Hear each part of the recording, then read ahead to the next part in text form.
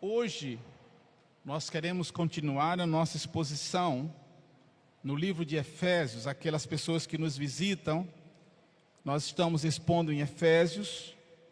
Nós fizemos uma primeira exposição em Efésios capítulo 1. Eu disse a vocês que não seguiria uma ordem cronológica, mas a gente poderia relacionar as pregações com o tema do culto. E nós queremos dizer que hoje o texto que nós vamos usar, e ele tem um objetivo muito específico, porque nós teremos batismo. E também nós tínhamos programado, infelizmente, essas últimas 2 semanas, 2 semanas, foi muito corrido para nós, a equipe pastoral da nossa igreja, por causa da Assembleia Distrital, que aconteceu sexta e sábado no nosso distrito, e tomou muito do nosso tempo, não é? Mas a intenção, e eu quero dizer para vocês, a gente vai apresentar um programa da dinâmica da igreja para vocês em breve, é que nos meses ímpares, o último domingo seja um domingo dedicado à evangelização na nossa igreja. O culto totalmente evangelístico. Por isso que vocês ouviram canções mais ligadas a evangelismo, vocês ouviram os testemunhos de 2 dos nossos irmãos, outros irmãos serão convidados para testemunharem. Hoje nós não tivemos condições de apresentar um esquete ou uma peça, mas a gente pretende fazer isso. Mas é importante que nós, todos nós estejamos envolvidos, empenhados em convidar pessoas. Se as pessoas obrigado, Regiane, se as pessoas não podem chegar, você mandar o link do culto para ela. Eu vi que o pessoal da mídia disponibilizou o link do culto de hoje já antecipadamente. E você pode usar a programação do culto, mandando para alguém, mandando um convite para a pessoa, marcando para ir buscá-la. O interesse nosso em ver a redenção de pessoas que nós conhecemos, de pessoas amigas, de parentes, de colegas de trabalho, quem sabe de faculdade. Nós precisamos reacender essa paixão evangelística no nosso coração. Então a intenção é essa. Nós estamos fazendo esse culto esse mês.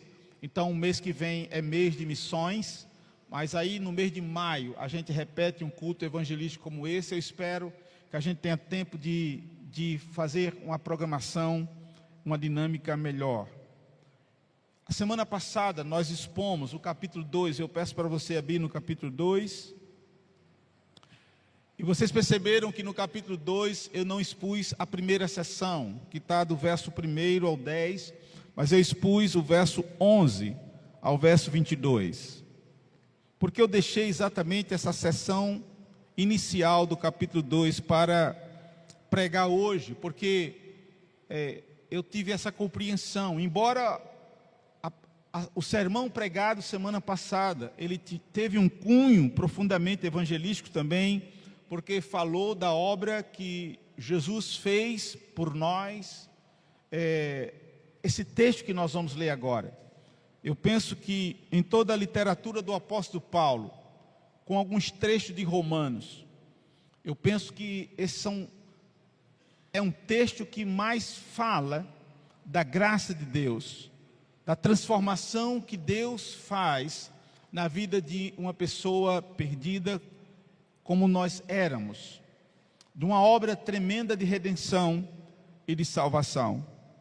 Eu vou ler na NAA, por favor, e nós vamos ler do verso de número 1 ao verso número 10, e eu vou pedir que você possa ler aqui comigo, por gentileza. Vamos lá?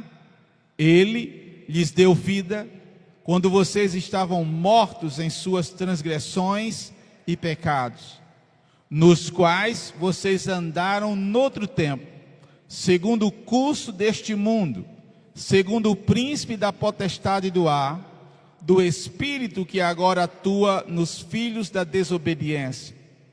Entre eles também nós todos andamos no passado, segundo as inclinações da nossa carne, fazendo a vontade da carne e dos pensamentos.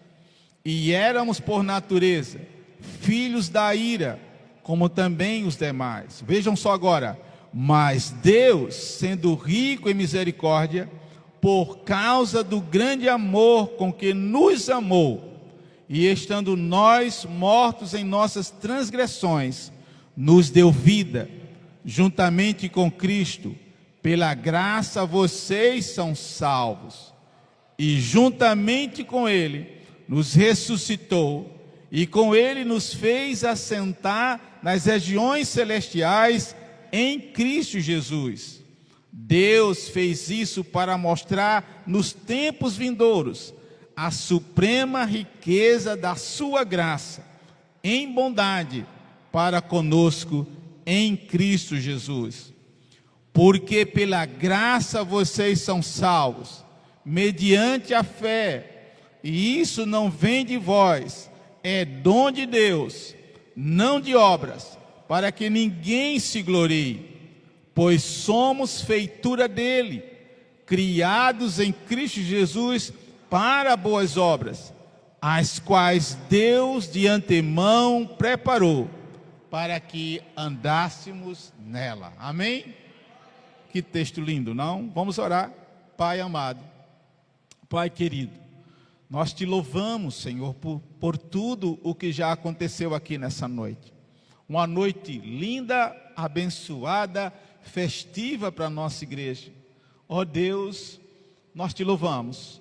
Mas agora, Senhor, nós pedimos que o Espírito do Senhor nos capacite. Me ajude, Senhor, para expor aos meus irmãos com fidelidade aquilo que o Senhor pôs no meu coração durante esses dias.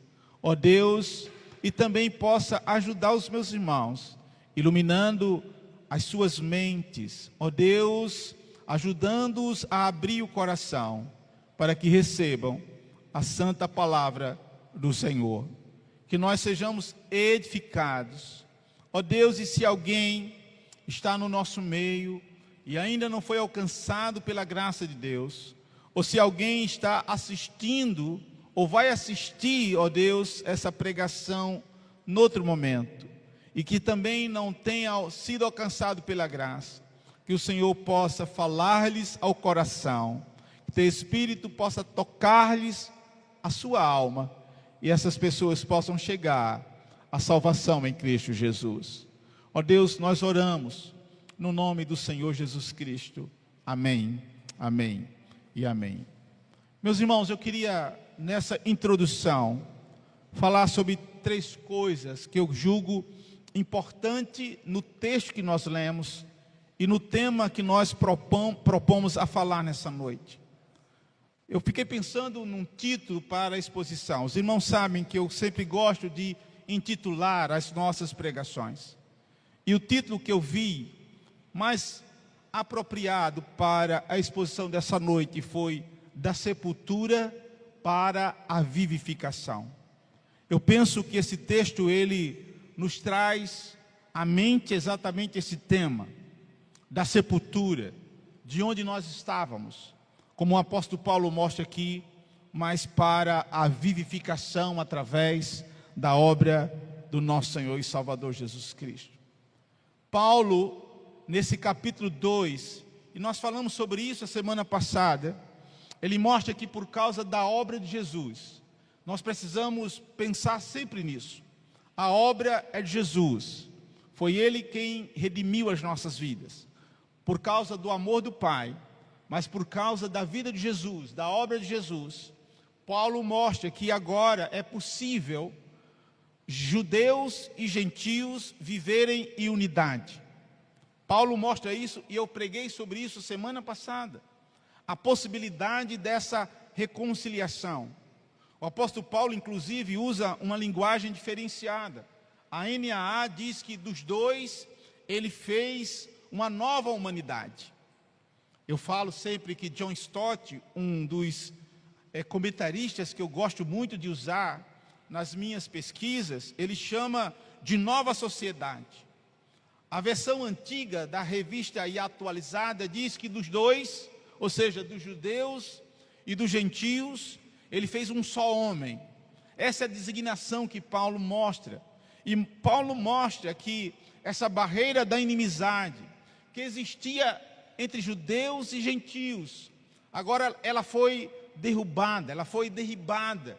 E agora, por causa dessa obra tremenda de Jesus Cristo na cruz do Calvário, judeus e gentios, eles são chamados para a reconciliação.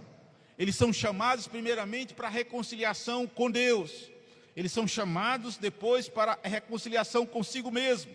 E eles são chamados para a reconciliação com os seus inimigos, com os seus adversários. E essa foi uma das ênfases da pregação a semana passada. Quem estava aqui vai lembrar disso. Eu falando que nós que éramos alienados, distanciados, sem Deus no mundo, Paulo é que diz isso. Andávamos sem esperança, não éramos filhos da promessa. Agora, ele vai dizer, por causa da obra de Cristo, agora nós somos trazidos, reconciliados. Nós nos reconciliamos com Deus. E a reconciliação com Deus é uma obra tremenda. Ela é tão tremenda que ela possibilita que a gente se reconcilie com a gente mesmo. Quantas pessoas às vezes estão com sérios problemas consigo mesmo, mas elas, quando são alcançadas pela graça, elas se reconciliam primeiramente consigo mesmo. Depois elas se reconciliam com seus adversários, com seus inimigos. Talvez alguns de nós tínhamos mágoas no coração. Talvez alguns de nós tínhamos ressentimentos no coração, raiz de amargura. Talvez algum de nós carregávamos feridas por causa de outras pessoas. Mas quando Cristo nos salva, quando nós somos alcançados pela poderosa graça do Senhor, Ele purifica o nosso coração, não é verdade? Ele tira toda raiz de amargura, aleluia! Ele tira toda mágoa, todo ressentimento, louvado seja o nome do Senhor Jesus Cristo. Você crê nisso, irmãos? Eu lembro sempre de uma pregação que eu vi nos tempos áureos, Só quem viu Caio Fábio nos tempos áureos sabe do que eu estou falando. Mas eu me lembro de uma pregação dele, ele contou até uma parábola, uma metáfora, uma história, para mostrar essa transformação no nosso coração. Ele disse que um sapo, um escorpião estavam na beira de uma lagoa para atravessá-la. E aí o escorpião pediu uma carona para o sapo. O sapo olhou para o escorpião e disse assim: você é louco, eu não vou dar uma carona para você, vai que no meio da lagoa você me ferroa e eu morro. E o escorpião disse assim: você acha que eu ia fazer isso com você? Porque se eu lhe ferroar no meio da lagoa, eu morro também. Aí o sapo disse: tem sentido, então sobe aí. Subiu e tal. No meio da lagoa, o escorpião ferroou o sapo. E o sapo olhou para o escorpião e disse: sou seu escorpião, por que você fez isso? E ele disse: eu não posso negar a minha natureza. A minha natureza é essa. Eu não posso negar. A nossa natureza caída, eu vou falar daqui a pouco sobre ela, é essa também. Mas aí o Caio Fábio disse assim, e eu confio nisso, eu creio nisso. Jesus Cristo se manifestou para retirar toda essa natureza do nosso coração. Toda essa mágoa, ressentimento, né? Mesmo que haja um espírito, misericórdia, de escorpião, a obra de Deus é poderosa para nos salvar e restaurar. Eu não tenho nenhuma dúvida disso. Irmãos, mas há uma segunda coisa que Paulo mostra, principalmente agora nessa sessão que nós lemos. Aqui nessa sessão que nós lemos, eu não tenho dúvida do que eu vou falar agora. Principalmente os versos de 1 a 3, para mim é uma prova irrefutável da doutrina da depravação total de todo homem. Homem, eu falo genericamente, de toda a humanidade. É interessante que Paulo mostra claramente para nós a situação que todos nós andávamos e todos andam antes de serem alcançados pela poderosa graça do Senhor Jesus Cristo. Paulo vai mostrando isso. Ele mostra que é uma situação, amados, de morte. Ele mostra que é uma situação de castigo eterno. Ele vai dizer que nós estávamos mortos em nossos delitos, pecados, transgressões. Vou escutando isso. Ele vai mostrar que nós éramos escravos do pecado. Nós não tínhamos domínio sobre a nossa vida, porque a nossa inclinação realmente era para o mal. A gente só pensava no mal. Eu falo, obviamente, espiritualmente, irmãos. Paulo diz que nós estamos debaixo da ira de Deus. Nós chamamos na teologia de justa ira de Deus. Paulo mostra que nós andávamos segundo o curso deste mundo. Ele diz também que nós andávamos, olha só a expressão que Paulo vai dizer, segundo o príncipe da potestade do ar. Paulo está dizendo, isso é uma terminologia usada para o diabo. Ou seja, nós além de andarmos segundo a inclinação da nossa carne, fazendo os desejos da nossa carne, nós éramos também pessoas que andávamos segundo os desejos e desígnios de Satanás. Ele vai dizer que nós éramos desobedientes, nós nos inclinávamos para o pecado. E nós entendemos, e é preciso que todos nós que estamos aqui nessa noite, nós que já somos salvos também, mas aqueles que ainda não foram alcançados pela graça, se há alguém aqui, se há alguém nos assistindo, que essa é a condição natural de toda a pessoa que não tem Jesus como Senhor e Salvador. Eu às vezes, pregando sexta-feira na abertura da nossa assembleia, sobre Atos 20, eu falei para quem estava lá, pastores e líderes do nosso distrito, que a pregação do apóstolo Paulo era comprometida com o reino e com a graça. E eu falei para os irmãos que estavam lá, e de vez em quando eu falo para vocês aqui que algumas terminologias que outrora eram recorrentes nas pregações, parece que elas não existem mais.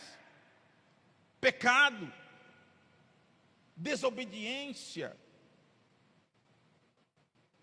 perdão, santidade, parece que não se prega mais sobre isso.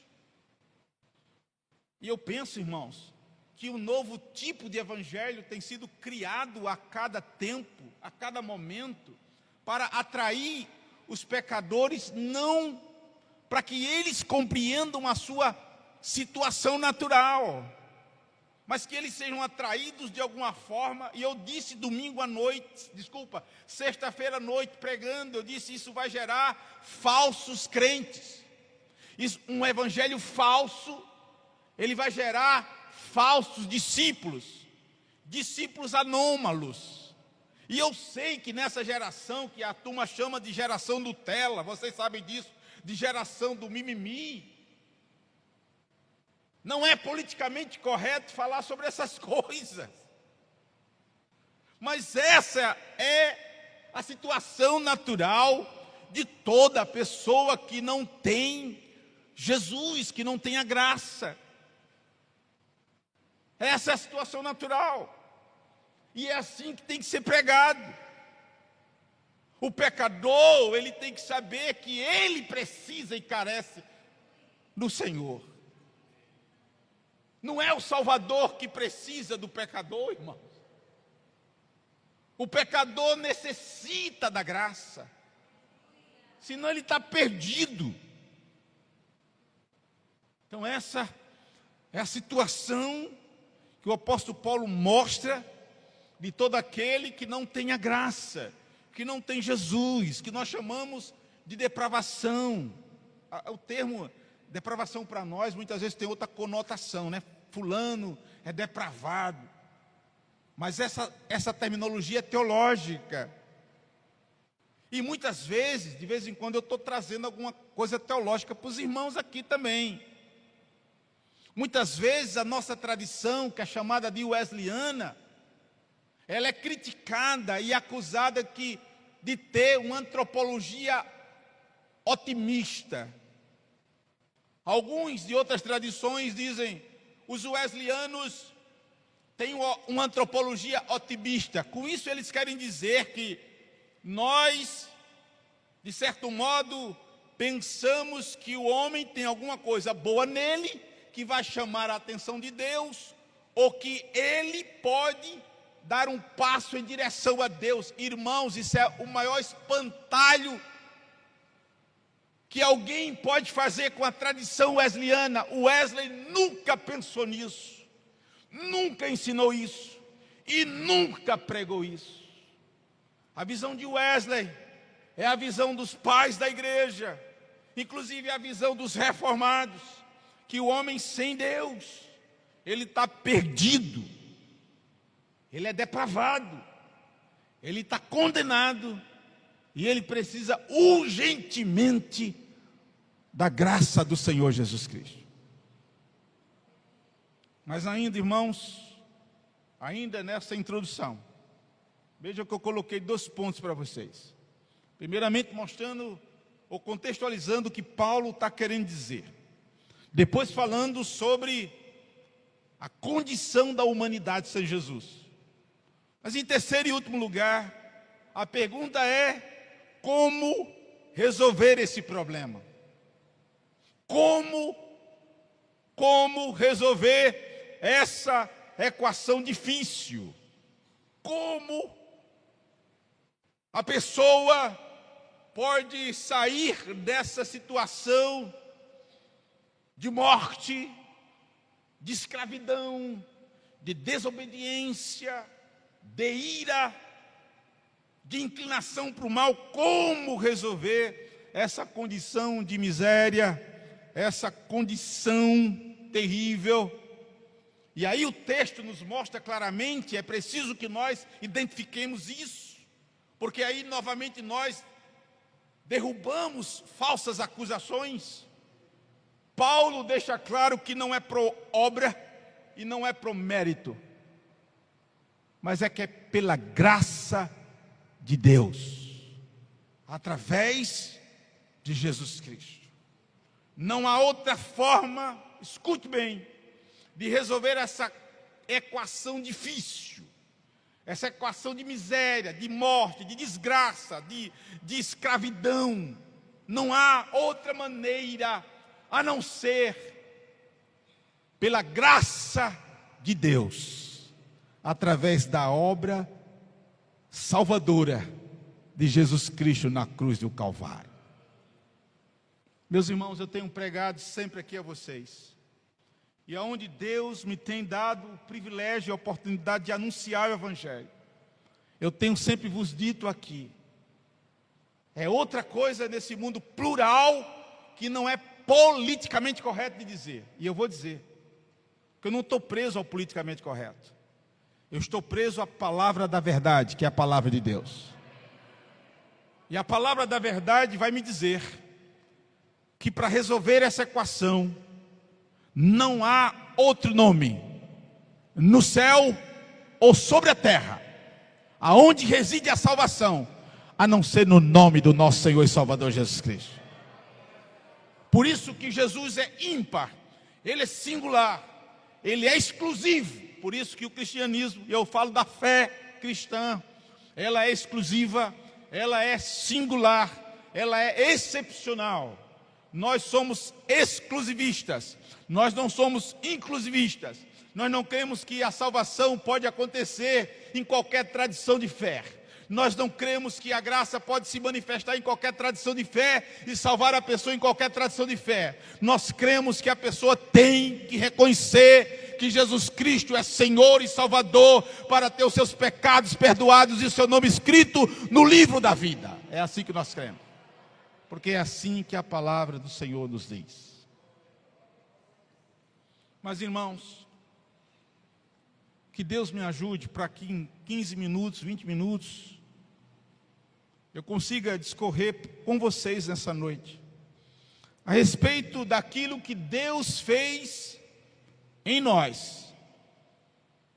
Esse texto mostra, essa sessão mostra duas coisas maravilhosas. Eu gostaria de ter tempo para falar das duas, mas não vai dar. A primeira delas é o que Deus fez em nós. E a segunda coisa é por que Deus fez essa obra em nós. Mas nós vamos falar primeiramente sobre o que Deus fez em nós. E eu posso tirar nessa noite aqui 3 coisas maravilhosas que Deus fez em nós. E a gente pode glorificar o nome dele, nós que já fomos alcançados pela graça. Mas mais uma vez eu digo, se alguém aqui no nosso meio, que não foi alcançado pela graça, Espírito Santo tocar no seu coração, você saiba que Deus também pode realizar isso em você. Em você. Ontem nós vimos, eu e Denise e Fabiana, de uma programação, e aí a gente estava falando sobre a vida da gente passada. E aí eu comecei a falar para a Fabi um pouquinho do meu testemunho, porque a gente estava olhando umas fotos, aquelas fotos que Denise de vez em quando bota na rede social, que os irmãos sempre dizem: Denise, o que é que você viu nessa coisa feia aí? Eu mostrei uma foto do tempo do exército aos irmãos lanchando a semana passada, e ontem alguns irmãos estavam perto e Denise começou a mostrar foto lá, e aí aquelas fotos, meu Deus do céu, só a graça de Deus. E aí a gente foi falando sobre isso no carro, e aí Denise falou assim: olha, ele fazia isso e era crente. Eu disse: pois é, Denise, você sabe que eu fazia isso, tinha essa vida dupla, adolescente e jovem, até no exército, porque eu era crente, mas eu não era um filho de Deus, eu não era um convertido. Vocês sabem do meu testemunho, eu era um religioso, eu era filho de um filho de Deus, criado na igreja. Louva a Deus por meu pai é vivo, tem 95 anos de idade, lúcido, e foi meu pai que ensinou as primeiras letras sagradas para mim. Louva a Deus. Mas eu não tinha nascido de novo. Eu fui nascido de novo, irmãos, na minha maturidade, na igreja do Nazareno, Ricardo, em agosto de 1986, já casado, com minhas filhas. Eu entendi que Deus não tem netos, Deus só tem filhos. E isso é uma palavra para os filhos de crentes que estão aqui nessa noite. Você não está salvo porque seu pai e sua mamãe estão salva. Você precisa reconhecer a sua condição de pecador, e Jesus pode salvar a sua vida, e pode fazer isso aqui nessa noite. Louvado seja o nome do Senhor. Então nós temos que entender que Deus fez algo maravilhoso por nós. E a primeira coisa, amados e amadas, que Deus fez por nós, escute, é que Deus nos deu o seu amor. Esse texto mostra claramente que Deus nos amou incondicionalmente. Não tinha nenhuma condição em nós para que Deus nos amasse. Não tinha bondade em nós, justiça em nós, escute bem, que despertasse o amor de Deus. Mas Paulo deixa muito claro nesse texto que Deus nos amou. Olha o verso número 4, por gentileza. Mas Deus, sendo rico em misericórdia, por causa do grande amor com que nos amou. Quem nos amou? Deus. Do verso 1 a 3, é tudo desgraça. Desculpa, irmãos. É tudo coisa ruim. Não tem nada bom. Mas Paulo diz: mas, olha os mais da palavra, mas Deus foi misericordioso, e Deus nos amou com seu grande amor. Você pode dizer glória a Deus? Amém, amados? Nós estamos aqui nessa noite porque Deus nos amou. Veja o verso número 7 agora. Veja, Deus fez isso para mostrar nos tempos vindouros, olha o que ele vai dizer, a suprema riqueza da sua graça. Olha o que? Em bondade para conosco. Em o que? Bondade. Vá aguardando essas palavras: amor, misericórdia, bondade. Agora veja, eu creio que é o verso número 8, quando ele vai dizer assim: Porque pela graça vocês são salvos mediante a fé. Isso não vem de vós, é dom de Deus. Porque o que? Pela graça. Amor, graça, misericórdia e bondade. Para um monte de gente que não merecia nada disso. Um monte de gente que estava debaixo da justa ira de Deus. Mas Deus nos amou, louvado seja o seu nome. Aleluia, Deus os amou. Por isso nós estamos aqui, queridos e queridas, por causa desse amor, por causa dessa graça, por causa dessa misericórdia. É graça, é amor, é bondade. E aí eu relacionei uma série de coisas que acontecem na vida da pessoa que é alcançada por esse amor, que é alcançada por essa misericórdia, que é alcançada por essa bondade. Ele sai de uma situação de ira para uma situação de perdão, louvado seja o nome do Senhor. Ele sai, querido e querida, de uma situação de escravidão. Paulo diz: olha, vocês eram escravos da carne, escravos do pecado, escravos do diabo. Ele sai dessa situação de escravidão para uma situação de liberdade. Nós somos livres, louvado seja o nome do Senhor.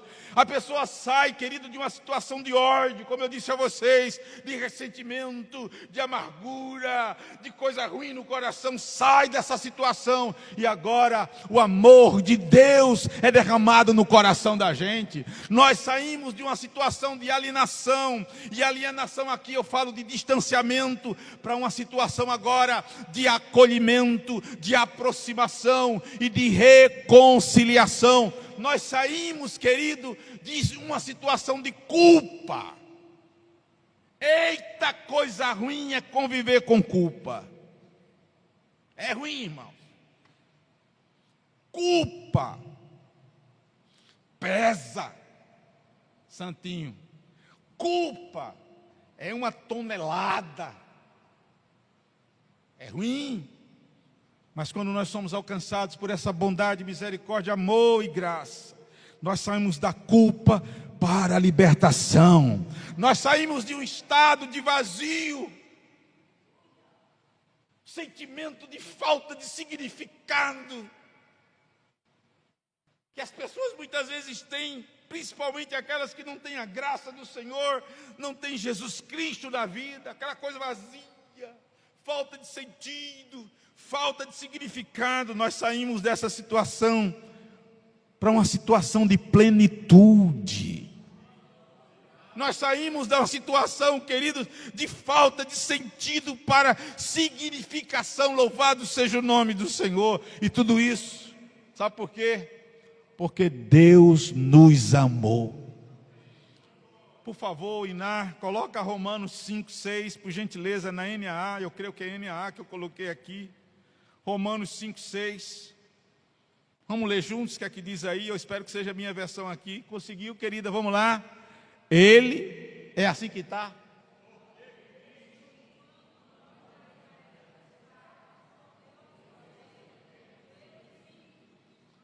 É interessante, né? Quando nós éramos pecadores, Ele morreu por nós, quando ainda éramos pecadores, sem merecimento nenhum. João 3,16, todos nós sabemos de qual que diz: porque Deus amou o mundo de tal maneira. A pregação que eu preguei aqui muitos anos atrás, em 1 João 3,1. Você pode colocar aí, por favor, Iná? Vou ler aqui com vocês. 1 João. Vamos lá? 1, 2, 3.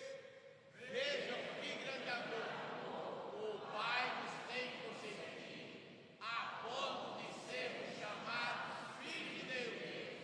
E de fato, somos filhos de Deus. Por essa razão, o mundo não nos conhece, porque ele não nos conheceu. Só a primeira parte. Vejam que grande amor o Pai nos tem concedido. Aleluia! Meu irmão, você podia pregar só nesse texto hoje. Porque João está dizendo uma expressão, isso no original, quando ele diz vede, ele está chamando, usando uma expressão no original grego, de chamada de atenção. Vede! É como se João estivesse encantado, deslumbrado, extasiado. É como se ele, e eu não tenho dúvida disso, não estivesse compreendendo profundamente a essência desse amor, porque ele está dizendo, vede, que grande amor ele nos tem concedido, a ponto agora de sermos chamados filhos de Deus. Irmãos, nós, filhos da ira, filhos do pecado, escravos da carne, escravos de Satanás, destinados à perdição eterna, andando segundo o curso desse mundo, tudo isso, do verso 1 ao verso 3, tudo isso, mas a graça, o amor de Deus é derramado em nós, aleluia, louvado seja o nome do Senhor. E agora esse amor é tão grande que nos tira dessa condição miserável que nós estávamos andando, e agora nós somos chamados filhos de Deus. Que obra maravilhosa. Mas tem uma segunda coisa que o Senhor faz conosco. Além dele nos amar, Paulo mostra claramente nessa sessão que ele nos deu vida. Veja e leia comigo, por gentileza, o verso número 5. E depois nós vamos ler o verso número 6. 5 e 6. Vamos lá? E estando nós mortos em nossas transgressões, o que é que ele vai dizer? Nos deu vida juntamente com Cristo, pela graça vocês são salvos. Verso 6, olha o que ele vai dizer: e juntamente com ele nos ressuscitou, e com ele nos fez assentar nas regiões celestiais em Cristo Jesus. Aleluia. É importante que nós falemos que quando Paulo está, obviamente eu sei que vocês têm essa compreensão. Quando Paulo está falando que nós estávamos mortos nas transgressões, nos pecados, nós temos a plena compreensão que a linguagem de Paulo é uma linguagem espiritual, porque nós estamos vivos, biologicamente falando. O homem natural, ele está vivo, ele está respirando. Mas Paulo está falando, obviamente, de uma condição natural do homem, como uma condição de morte espiritual. E esse homem morto espiritualmente, ele está destinado à perdição eterna, irmãos. A situação daqueles que estão mortos espiritualmente não é uma situação como Paulo está dizendo aqui, uma situação pesarosa, difícil. E é preciso que nós entendamos que ninguém, como eu disse, resolve essa equação. Essa equação não é resolvida com religião. Essa equação não é resolvida com gurus. Essa equação não é resolvida com promessas, com pactos, com compromissos. Essa equação não é resolvida assim não. A pessoa vai continuar morta em seus delitos e pecados, e a inclinação dessa pessoa espiritualmente sempre vai ser para o mal. Sempre vai ser para o mal. Mas Paulo, ele mostra para nós algo maravilhoso. E é interessante que Paulo, ele vai dizer que ele nos deu vida. E essa vida ela é trazida por causa de Cristo. Ela vem por causa da graça, mas ela é feita através, ou ela vem através da obra de Cristo. E aqui nós temos uma outra doutrina extremamente chave para todos nós. Eu falei de uma primeira doutrina chamada de depravação total na introdução, mas aqui é uma outra doutrina embutida, que talvez ela não esteja tão explícita para nós, mas ela é clara em toda a teologia, tanto do Antigo como do Novo Testamento. É aquilo que nós chamamos, querido e querido, de morte substitutiva. Aqui é preciso que nós entendamos que essa morte estava designada para nós, Mas Deus, por causa da sua misericórdia, bondade, graça, amor, Ele envia o seu Filho, Jesus Cristo, para sofrer por nós e para ser crucificado por nós lá no Calvário. E através da sua morte, da morte de Jesus, uma morte dolorosa, de sofrimento. E eu pregando outra feita aqui, eu já disse que nós não podemos igualar a morte de Jesus com nenhuma outra morte que o Império Romano executou, fez na antiguidade. Não. Porque muitas pessoas dizem às vezes, mas eles mataram milhares de pessoas crucificadas, semelhantemente a Jesus, mas nenhuma levou sobre si o pecado da humanidade. Só Jesus levava sobre si o pecado da humanidade. Imagina a angústia, a dor e o sofrimento. Mas aquilo que Ele fez na cruz do Calvário deu vida a mim e deu vida a você. Nós só estamos aqui nessa noite porque Jesus Cristo foi lá no Calvário e deu a sua vida por mim e por você. É por isso, irmãos, que a gente precisa pregar, dizer que não há salvação fora de Cristo. E não importa o que o pecador queira fazer, como eu disse a vocês, para resolver esse problema, essa equação. Lembremos-nos do que Adão tentou fazer lá no Éden, depois que ele pecou. Vocês lembram disso? A palavra diz que ele pegou folhas e tentou cobrir a sua nudez. E quantas pessoas não estão tentando fazer isso hoje, em nossos dias, tentando cobrir a sua nudez pecaminosa com folhas, e não vai resolver, querido. Somente o sangue de Jesus Cristo derramado na cruz do Calvário, aleluia, é que pode dar vida para mim, é que pode dar vida para você. Você deve lembrar, e ali já era um prenúncio daquilo que haveria de acontecer na história da humanidade, como a Bíblia é perfeita, como o Antigo e o Novo Testamento se complementam, porque você deve lembrar que a Bíblia diz que Deus cobriu a nudez de Adão com pele. Para cobrir com pele, um animal teve que ser morto, prefigurava, prenunciava aquilo que deveria acontecer milhares de anos depois, quando Jesus Cristo, o Cordeiro de Deus imaculado, sem nenhuma culpa, sem nenhum pecado, sem nenhuma acusação, foi lá para o Calvário e verteu o seu sangue por mim e por você. Louvado seja o seu nome. É interessante, amados, que Paulo, aqui ele usa coisas maravilhosas para falar dessa obra. Paulo diz que ele nos deu vida com Cristo, mas no verso 6 ele diz assim: ele nos ressuscitou.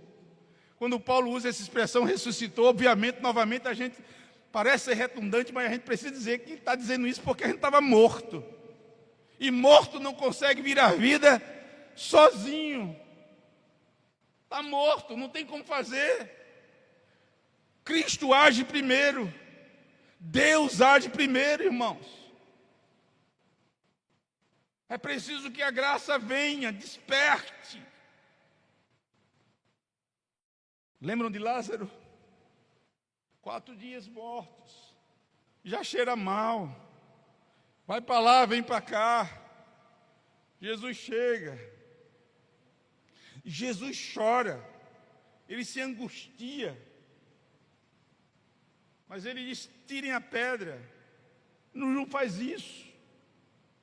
Mas aquele que está falando é o Senhor da vida. E ele diz: Lázaro, sai para fora. Essa é a voz que ecoa até hoje. É a voz que diz para o pecador: eu trago você de onde você está. Eu sou poderoso para fazer isso. E Lázaro saiu. Eu penso que era Billy Graham que disse, que certa vez pregando, que ele teve que dizer Lázaro, porque se ele tivesse dito apenas sai para fora, saía todos os mortos que tinham sido enterrados ali. Tamanho poder do Filho de Deus. E é interessante que Paulo usa uma expressão que os teólogos ficam se debruçando para dizer: é isso, ele quis dizer isso, ele quis dizer aquilo, ele quis dizer isso. Eu tenho certeza que não é uma interpretação muito simples, quando ele diz que ele, juntamente com Cristo, nos ressuscitou e com ele, com Jesus, nos fez assentar nos mais altos lugares celestiais, e diz assim na minha versão, nas regiões celestes, aleluia, nas regiões celestiais, louvado seja o nome do Senhor. Não sou eu que estou dizendo, mas é a palavra que está dizendo que em Cristo, eu e você já estamos assentados nas mais altas regiões celestiais. Em Cristo, sim. Eu vi certa feita um pregador dizendo, é como se nós estivéssemos andando com o pé nessa terra, mas a nossa cabeça estivesse lá no céu, aleluia. Eu penso que Paulo está prefigurando, prenunciando aquilo que um dia vai se formalizar para mim e para você, quando nós estaremos para sempre com Ele. Mas pela fé, Paulo já está dizendo isso, nós já estamos assentados nos mais altos lugares celestiais, louvado seja o nome do Senhor. Essa é uma verdade. Que coisa maravilhosa. Eu, toda vez que penso nisso, irmãos, meditando nesse texto, eu fico pensando na condição da gente. Meu Deus, como nós éramos. Ele nos amou, Ele nos deu vida, Ele nos fez assentar nos mais altos lugares celestiais, Ele nos fez seus filhos. Mas eu quero terminar, querido e querida, dizendo uma última coisa que eu creio que Deus fez por nós. Ele nos deu seu amor, Ele nos deu vida, e olha a última coisa, Deus em Cristo nos criou para as boas obras. Leia comigo o verso 10, por gentileza. Leia comigo, vamos lá? Pois somos feitura dele, criados em Cristo Jesus para o quê? Boas obras, as quais Deus de antemão preparou para que andássemos nelas. Nós somos feitura deles, criados em Cristo para as boas obras. Quando eu estava lendo e meditando, eu tenho um sentimento, uma percepção, que às vezes, quando nós lemos esse texto, nós somos inclinados a concluí-lo no verso 9, porque parece que o verso 9 é o arremate de tudo aquilo que Paulo vem falando, porque no verso 8 ele diz, vocês são, pela graça vocês são salvos, vem pela fé, e isto não vem de vocês, é dom de Deus. Aí no verso número 9 ele diz, não de obras, para que ninguém se glorie. E aí geralmente a gente às vezes para por aí, mas você percebe que não é o fim, que Paulo ainda diz mais uma coisa. Esse verso, para mim, é como se fosse o grande finale, o arremate final de que Paulo está falando. Porque vocês são feitura dele. Vocês foram criados em Cristo Jesus, aleluia. Mas vocês foram criados para alguma coisa. Irmãos, nós precisamos compreender que a obra de salvação que Jesus faz na nossa vida é plena e ela é completa. E nós não podemos resumir ou reduzir essa obra de salvação apenas com foco na eternidade. É muito bom pensar na eternidade. Eu gosto de pregar sobre a eternidade. Mas enquanto a eternidade não chega, a gente tem que cumprir uma vida aqui. E Paulo está dizendo, nesse texto, é muito claro, irmãos e irmãs, que quando Deus nos salva em Cristo, Ele não nos salva sem uma razão, Ele não nos salva sem um motivo, Ele não nos salva sem uma missão. Ele está dizendo, vocês são feitura deles. É interessante, eu não tenho muito tempo para falar sobre isso, mas no original, essa palavra feitura é como se fosse um desenho. É como se Paulo estivesse dizendo, vocês foram desenhados por Ele. Esse desenho foi feito em Cristo Jesus. Mas vocês são criados para boas obras. Então nós temos uma razão de ser salvo. A razão de ser salvo é a razão da boa obra. E nós precisamos compreender que nós não somos salvos pelas obras, mas nós somos salvos para as boas obras. É preciso que a igreja compreenda isso. É interessante a gente ver que o apóstolo Paulo, ele está mostrando aqui algumas coisas. Ele mostrou em todo esse texto. Achei interessante isso. Que da ressurreição, da morte, nós somos levados para a ressurreição. Da escravidão, nós somos feitos livres da escravidão. Da condenação, nós somos libertos dessa condenação para a salvação. Mas agora Paulo está terminando, dizendo que nós somos uma criação. Na verdade, Paulo está dizendo que nós somos uma nova criação. E essa é uma teologia firme na tradição wesleyana. A new creation, a nova criação. O Wesley defendia isso. Os wesleyanos defendem isso. Os metodistas defendem isso. Porque a palavra diz isso. Nós somos a nova criação de Deus. Deus não fez uma reforma no que era velho. Deus não recalchutou o que era velho. Vou usar umas expressões mecânicas. Deus não guaribou o que era velho. Ele disse, agora está mais ou menos. Não, Deus não fez isso. Deus criou uma nova vida. Deus nos deu uma nova mente. Deus nos deu um novo coração. É por isso que Davi ora e diz assim, dá-me um coração novo, ó Deus. Não é reforma o que é velho. Eu quero algo novo.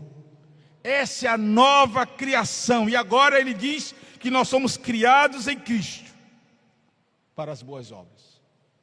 E sabe o que é que eu fico pensando, irmão? Como esse texto é cheio de antítese. Meu Deus. De paradoxo. Sei não. Agora eu me confundi, Carol. Porque Paulo parece que sempre está fazendo essas comparações. Ele vai falar de morte, mas ele fala de vida. Ele fala de morte, mas fala de ressurreição. É verdade? Ele fala de escravidão, mas ele fala de libertação. Vida velha, vida nova. Aí eu fiquei pensando quando estava meditando, e eu termino aqui. Obras mais. Verso 1 a 3 é só o que não presta. Obras mais. Mas agora ele termina a sessão dizendo, você foi salvo para as boas obras. Meu irmão, eu e você fomos salvos para as boas obras. Que a gente saia daqui,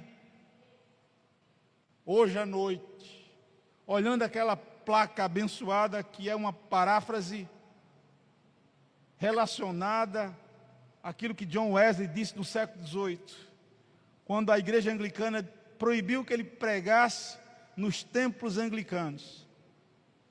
Ele escreve uma carta para um dos seus amigos, expondo essa tristeza. Eu não posso pregar mais nos templos anglicanos. Mas ele manda ao mesmo tempo para o seu amigo a seguinte frase: agora, a minha paróquia é o mundo. E ele não deixou de pregar. Ele estava nas feiras, nas minas de carvão, nas ruas de Londres, pregando o evangelho da santidade. Saiamos aqui nessa noite dizendo essa semana, eu quero encarnar essa pregação. Deus nos deu o seu amor, Deus nos deu vida, e Ele em Cristo nos criou para as boas obras. Eu quero realizar as boas obras do Senhor. Que as pessoas que me cercam, que as pessoas que me veem, elas possam ver que eu sou uma nova criação do nosso Senhor e do nosso Salvador Jesus Cristo. E todo o povo de Deus reunido nesse lugar diz: aleluia. Você pode orar comigo. Deus falou o nosso coração. Deus falou o seu coração nessa noite. Será que alguém entrou aqui nesse lugar nessa noite sem Jesus, sem graça? Será que alguém aqui entrou nessa noite sem convicção da salvação, sem vida, sem ter experimentado o amor do Senhor? Será? E Deus falou o seu coração. Ou talvez você que está nos assistindo agora, ou vai nos assistir, o Espírito Santo falou o seu coração. A minha oração é para que haja quebrantamento em nosso meio, convencimento do Espírito e salvação nesse lugar. Vou deixar a palavra com um dos pastores assistentes.